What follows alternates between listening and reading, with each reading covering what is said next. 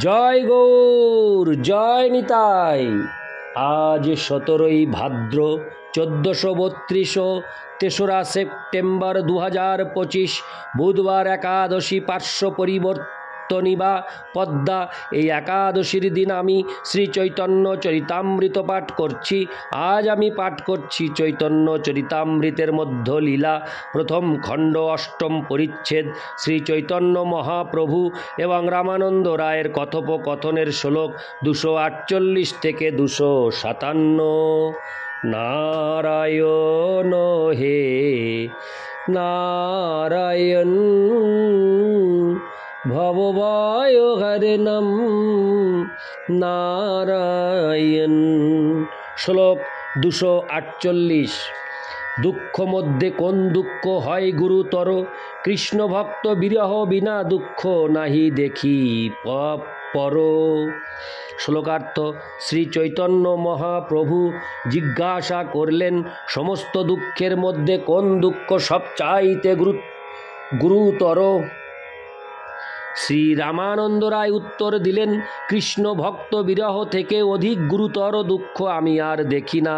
তাৎপর্য: এই সম্পর্কে শ্রীমদ্ ভাগবতে 3:36 বলা হয়েছে, মামনারাধ্য দুঃখার্ত কুটুম্বাসক্ত মানস, সৎসঙ্গ রহিত মর্ত, বৃদ্ধ সেবা পরিচ্যুত। যে মানুষ আমার আরাধনা করে না, যে তার আত্মীয় স্বজন এবং পরিবার পরিজনের প্রতি অত্যন্ত আসক্ত এবং যে ভগবত ভক্তের সঙ্গ থেকে বঞ্চিত, সে সবচাইতে অসুখী ব্যক্তি। বৃহৎ ভাগবতামৃতে 1:5-44 বলা হয়েছে, সজীবনাধিকং প্রার্থং শ্রী বিষ্ণু জনসঙ্গত, বিচ্ছেদেন ক্ষণং চাত্র ন সুকাং সংলভামহে। জীবের সমস্ত বাঞ্ছিত বস্তুর মধ্যে ভগবত ভক্তের সঙ্গই সর্বশ্রেষ্ঠ। সেই ভক্তের ক্ষণিক বিচ্ছেদে সমস্ত সুখ অন্তর্হিত হয়ে যায়। ইতি শ্লোক 248। শ্লোক 249। মুক্ত মধ্যে কোন জীব মুক্ত করি মানি, কৃষ্ণ প্রেম যার সেই মুক্ত শিরোমণি। শ্লোকার্থ: শ্রী চৈতন্য মহাপ্রভু তখন তাকে জিজ্ঞাসা করলেন। শ্লোক 249 শ্লোকার্থ পাঠ করছি। শ্রী চৈতন্য মহাপ্রভু তখন তাকে জিজ্ঞাসা করলেন, সমস্ত মুক্তদের মধ্যে কোন জীব মুক্ত শ্রেষ্ঠ? রামানন্দ রায় তখন উত্তর দিলেন, যিনি কৃষ্ণ প্রেম লাভ করেছেন তিনিই মুক্ত শিরোমণি। তাৎপর্য: শ্রীমদ্ ভাগবতে 6:14-5 বলা হয়েছে, মুক্তানামপি সিদ্ধানাং নারায়ণ পরায়ণ, সুদুর্লভ প্রশান্তাত্মা কোটিস্যপি মহামুনে। হে মহামুনি, কোটি কোটি মুক্ত এবং সিদ্ধদের মধ্যে একজন বিষ্ণু ভক্তিপরায়ণ প্রশান্তাত্মা দুর্লভ। ইতি শ্লোক 249। শ্লোক 250। গান মধ্যে কোন গান? জীবের নিজ ধর্ম, রাধা কৃষ্ণের প্রেম কেলি যেই গীতের মর্ম। শ্লোকার্থ: শ্রী চৈতন্য মহাপ্রভু তারপর রামানন্দ রায়কে জিজ্ঞাসা করলেন, সমস্ত গানের মধ্যে কোন গান জীবের প্রকৃত ধর্ম? রামানন্দ রায় উত্তর দিলেন, যে গান রাধা কৃষ্ণের প্রেমকেলি বর্ণনা করে সেই গানই সর্বশ্রেষ্ঠ।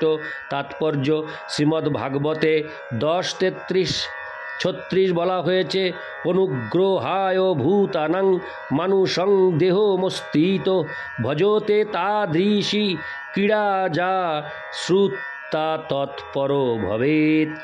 জীবদের কৃপা করার জন্য শ্রীকৃষ্ণ বিশ্বরূপ আশ্রয় করে তার লীলা প্রদর্শন করেন, যাতে বদ্ধ জীবেরা সেই লীলাবিলাসের কাহিনী শ্রবণ করে তার প্রতি আকৃষ্ট হতে পারে।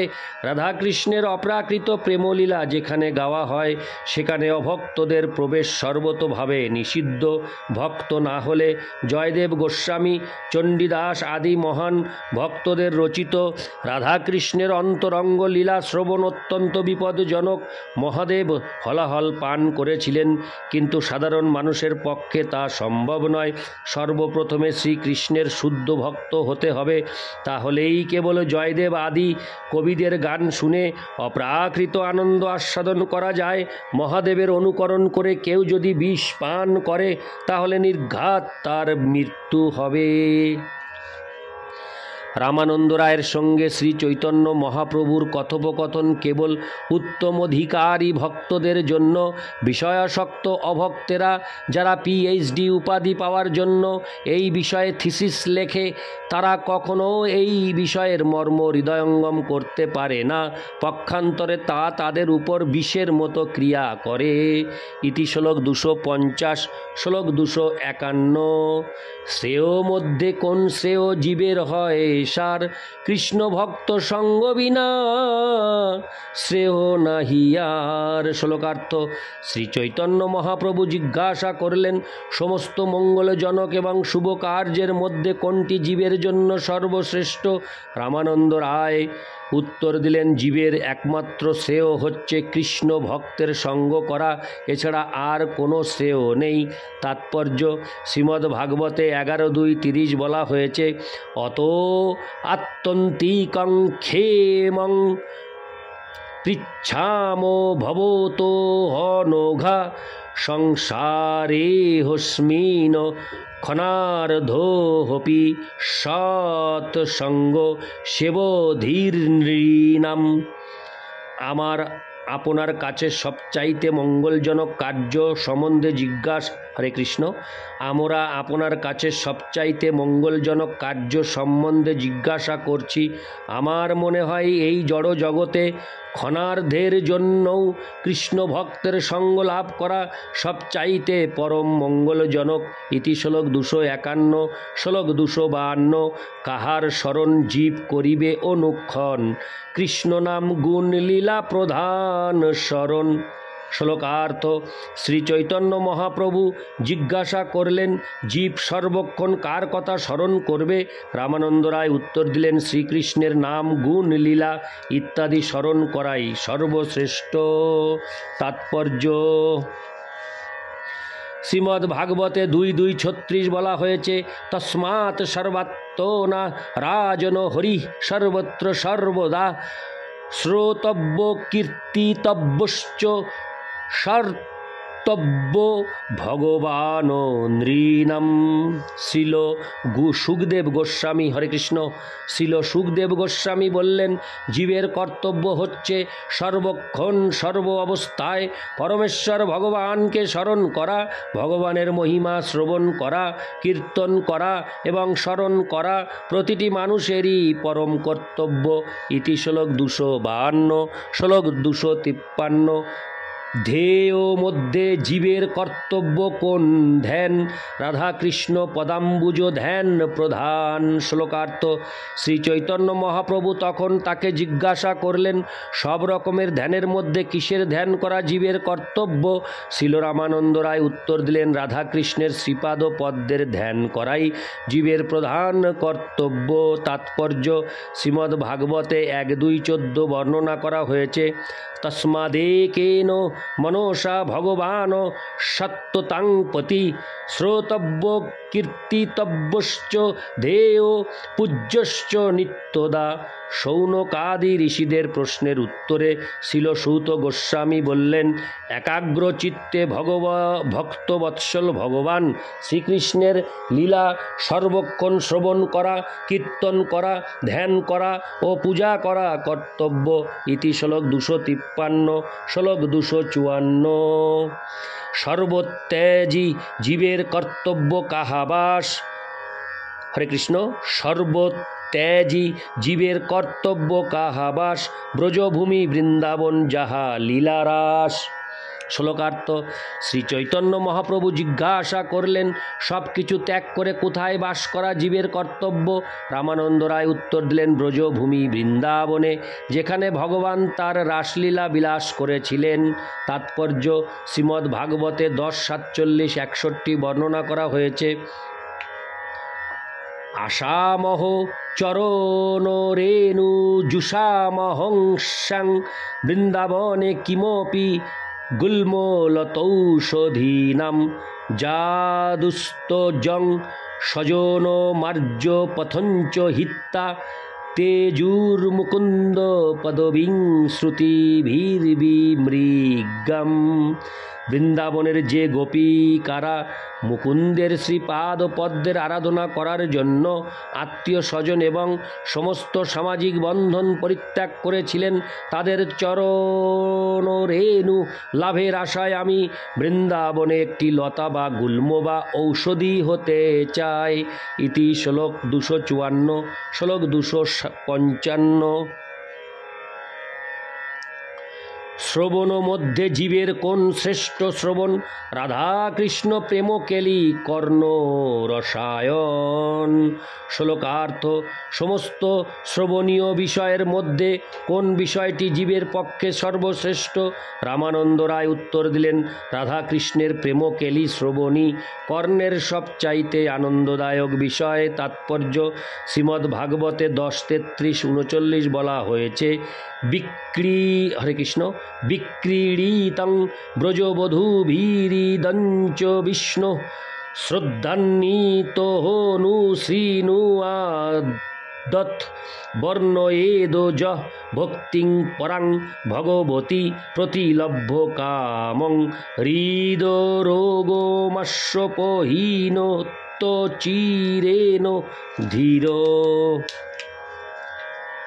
হরে কৃষ্ণ। যিনি শ্রদ্ধান্বিত চিত্তে ব্রজবধূদের সঙ্গে শ্রীকৃষ্ণের রাসলীলার বর্ণনা শ্রবণ করেন এবং যিনি তা বর্ণনা করেন, তারা ভগবানের প্রতি পরাভক্তি লাভ করে অচিরেই কামরূপ হৃদরোগ থেকে মুক্ত হন। কেউ যখন জড় আসক্তিরহিত হয়ে রাধাকৃষ্ণের অপ্রাকৃত প্রেমলীলা শ্রবণ করেন, তখন তার হৃদয়ের কামরূপ কলুষ সর্বতোভাবে বিদূরিত হয়।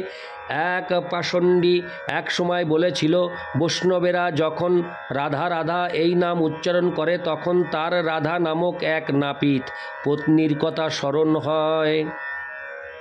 রাধা নামক এক পত্নীর কথা, হরে কৃষ্ণ, রাধা নামক এক নাপিত পত্নীর কথা স্মরণ হয়। এটি একটি ব্যবহারিক দৃষ্টান্ত। জড়জগতের বন্ধন থেকে মুক্ত না হলে রাধাকৃষ্ণের অন্তরঙ্গ লীলাবিলাস শ্রবণ করার চেষ্টা করা উচিত নয়। জড়বন্ধন থেকে মুক্ত না হয়ে কেউ যদি রাসলীলার বর্ণনা শ্রবণ করে, তাহলে তার কোনো স্ত্রীলোকের সঙ্গে, যার নাম হয়তো রাধা, অবৈধ কাম ক্রীড়ার কথা স্মরণ হতে পারে। বদ্ধ অবস্থায় রাধাকৃষ্ণের অন্তরঙ্গ লীলার স্মরণ করারও চেষ্টা করা উচিত নয়। বৈদী ভক্তি অনুশীলনের ফলে শ্রীকৃষ্ণের প্রতি স্বতঃস্ফূর্ত প্রেমের উদয় হয়। তখনই কেবল রাধাকৃষ্ণের লীলা শ্রবণ করা উচিত।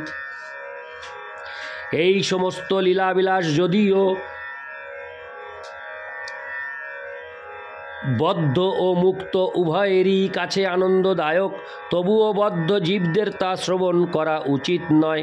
রামানন্দ রায়ের সঙ্গে শ্রীচৈতন্য মহাপ্রভুর এই কথোপকথন মুক্ত স্তরে সম্পাদিত হয়েছিল। ইতি শ্লোক 255, শ্লোক 256। উপাস্যের মধ্যে কোন উপাস্য প্রধান? শ্রেষ্ঠ উপাস্য যুগল রাধা কৃষ্ণ নাম। শ্লোকার্থ: শ্রীচৈতন্য মহাপ্রভু জিজ্ঞাসা করলেন, সমস্ত উপাস্য বস্তুর মধ্যে কোন উপাস্য বস্তুটি প্রধান? রামানন্দ রায় উত্তর দিলেন, রাধা কৃষ্ণ নাম, হরে কৃষ্ণ মহামন্ত্র শ্রেষ্ঠ উপাস্য। তাৎপর্য: শ্রীমদ্ ভাগবতে 6:3-22 বর্ণনা করা হয়েছে, এতাবানেব লোকে হস্মিন পুংসাং ধর্ম পরশ্রিত ভক্তিযোগ ভগবতী তন্নাম গ্রহণাদিভি।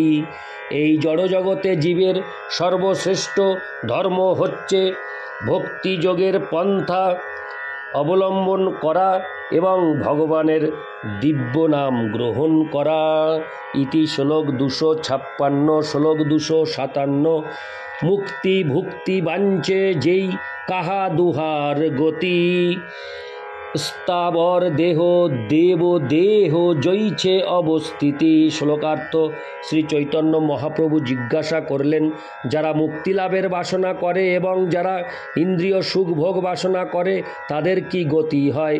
রামানন্দ রায় উত্তর দিলেন, যারা ব্রহ্মে লীন হয়ে যাওয়ার সাযুজ্য মুক্তি লাভের চেষ্টা করে তারা বৃক্ষ আদি স্থাবর দেহ প্রাপ্ত হয়, আর যারা ইন্দ্রিয় সুখ ভোগের বাসনা করে তারা দেবদেহ প্রাপ্ত হয়। তাৎপর্য, যারা এই হরে কৃষ্ণ যারা এই জড় জগৎকে দুঃখময় জেনে ব্রহ্মে লীন হয়ে গিয়ে মুক্তি লাভের বাসনা করেন তাদের ভগবানের চিন্ময় সেবা সম্বন্ধে কোনো ধারণা নেই, তাই তারা বৃক্ষ শরীর প্রাপ্ত হয়ে শত শত বছর ধরে নিষ্ক্রিয়ভাবে দাঁড়িয়ে থাকে। বৃক্ষ যদিও জীব, কিন্তু তারা স্থাবর।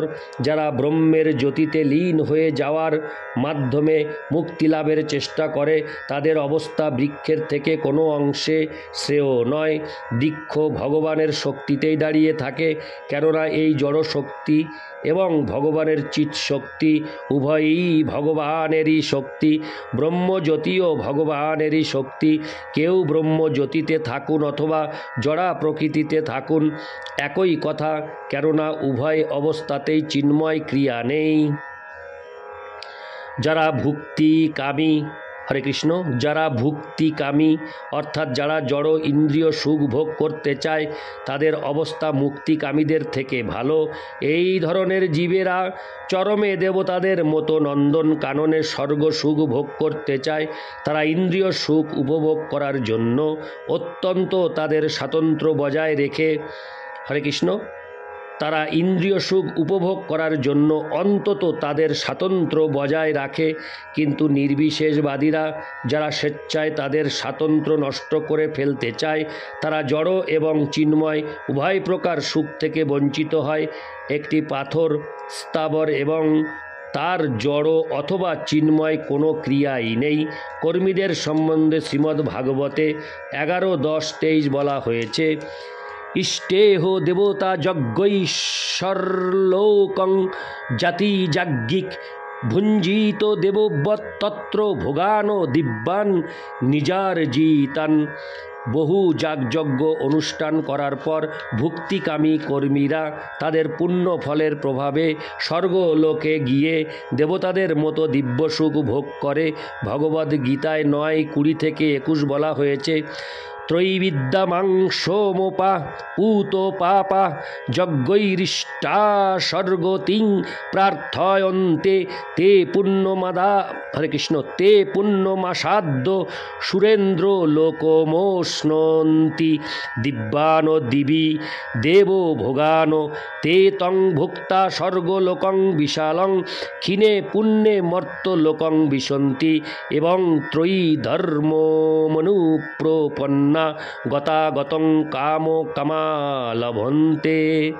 যারা স্বর্গলোক লাভের আশায় বেদ পাঠ করে এবং সোমরস পান করে তারা পরোক্ষভাবে আমার আরাধনা করে। যারা, হরে কৃষ্ণ, তারা ইন্দ্রলোকে উন্নীত হয়ে স্বর্গীয় সুখ উপভোগ করে।